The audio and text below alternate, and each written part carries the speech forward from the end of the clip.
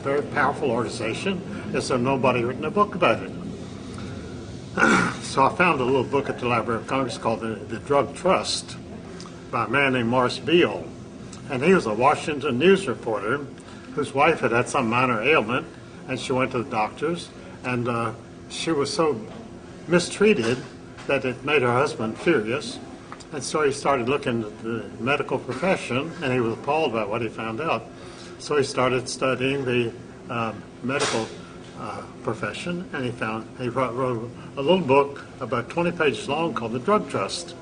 And on the first page of this book, he said that he had found out that every drug manufacturer in the United States was controlled by John D. Rockefeller.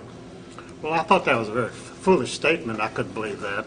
And so I just decided to do a little more research and show that he kind of exaggerated. I wasn't calling him a liar, but I actually didn't think he had his facts right. So as I looked into it, I found out that indeed every drug company in the United States was controlled by the Rockefellers, because it was very obvious on the list of directors of every major drug company in the United States were people from Standard Oil and from Chase Manhattan Bank and from other Rockefeller companies. So it was right there in front of me. There was no arguing about it.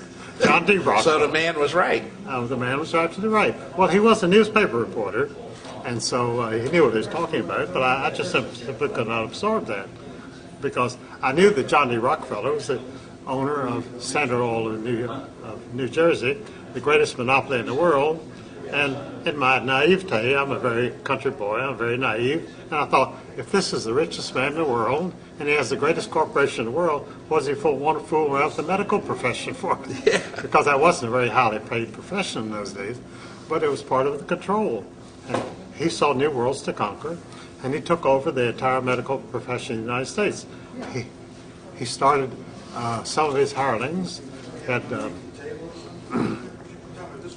He had three brothers working for him named Flexner, Abraham and Bernard and Richard Flexner. And Abraham Flexner was one of his lieutenants, and he commissioned him to make a study of the entire medical profession. And so Abraham worked on it about 8 months, and he came back with a study recommending the revamping of the entire medical profession. At that time, most Americans either went to allopathic physicians or naturopathic physicians, homeopathic physicians. Homeopathic and naturopathy. That was the medicine of the United States. It depended mostly on organic substances and natural substances. It worked very well. The Americans at that time were the healthiest people in the world. And they were so vigorous that you can't believe it, because there were no automobiles, and most Americans did not have horses and carriages, and they had to walk everywhere. And so, Plus they were hard working too. They were hard workers. They worked very hard, and they walked 25 miles a day. And they were in very good shape. And that's what they should be doing today. So anyway, Abraham Flexner submitted his report to Rockefeller, and he agreed with it and told him to go ahead with it. And so at that time, Rockefeller was the most hated man in the United States, and he was trying to set up a Rockefeller Foundation.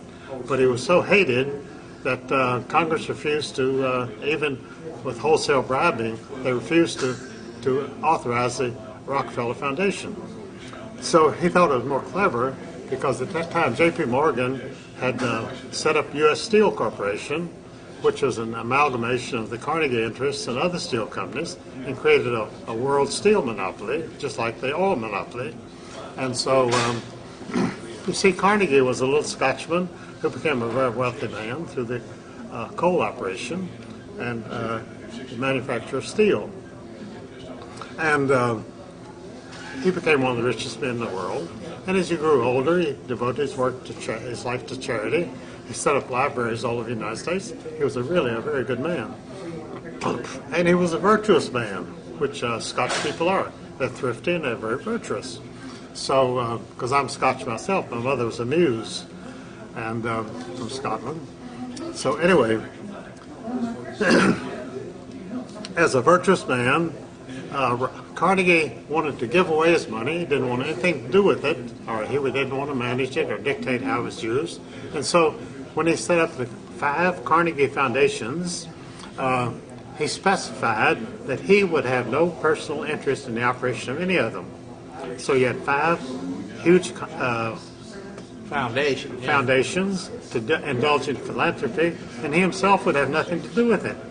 And so when Rockefeller learned about these 5 foundations, he made a rush in and put people in charge of them, and they became Rockefeller Foundations. And so with Carnegie's money. With Carnegie's money. And and Carnegie thought he was being very virtuous and these millions of dollars being spent for philanthropic use. But Rockefeller had a different opinion.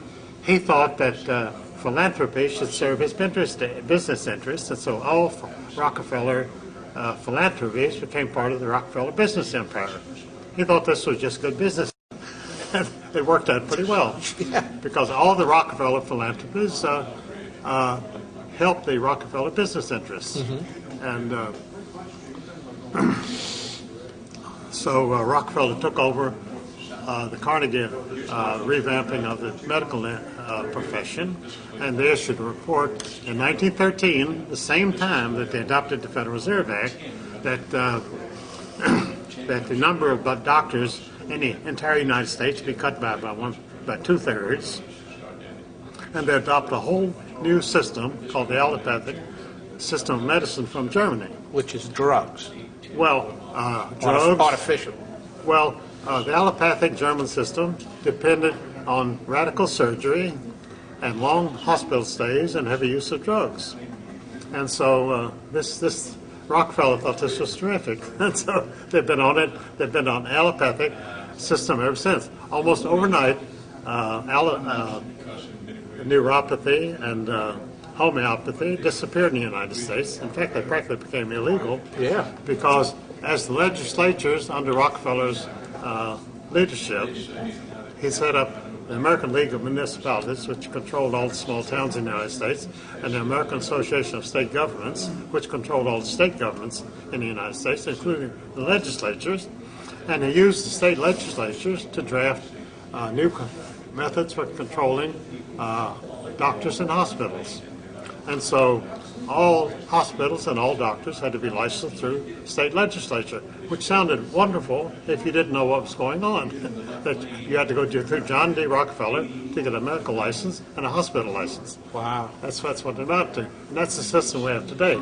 And today we've become the sickest nation in the world and the most expensive medical care in the world, except you never get well. Which seems to work out for everybody except the patients. Works good for the doctors, doesn't it? Good for the doctors. It's drug companies. Oh, yeah. So everybody's happy except the poor patients.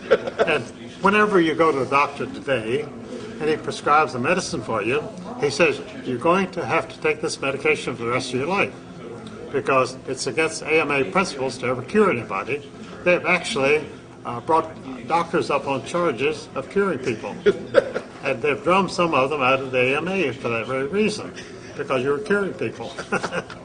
Because this might be the right thing to do, but from a business standpoint, it's better to keep them sick and keep them buying the medicine, which they buy from the Rockefeller drug companies, and go to the Rockefeller hospitals, and everybody's happy. And now they have the scam where if you can't afford it, the government's going to buy the drugs from the Rockefellers and give it to you, right? Well, that's why they had the Medicare system, because they developed Medicare. You know, I point out in my book, Murder by Injection, that for many years the AMA spent millions of dollars in Congress to fight Medicare because it was called government medicine, and they didn't want, the doctors were very independent, and they didn't want the government to control their business. Well, they wound up as employees of the government, and that's what they're.